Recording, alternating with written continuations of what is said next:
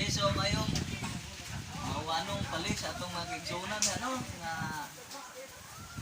atong mga followers kanong nga Ronalia mudalit usap og tukar nga para sa tanan. So murag karon pagud pinakalugar magising unya kining among pisa karon nga i-play awit ni Rosalie Robles. Ang title ani Pagkatamis ang Dumon. Unya sa dili pa namusugdan nay paabot nga pagtimbaya ang kauban no sinong piling na siya is shout out Pinom kisa yung i-shout out dito mayong hapon niyong tanan niya sa Barangay Baylo o kito nga kung kumpare nga gwapo si Miri Delugdog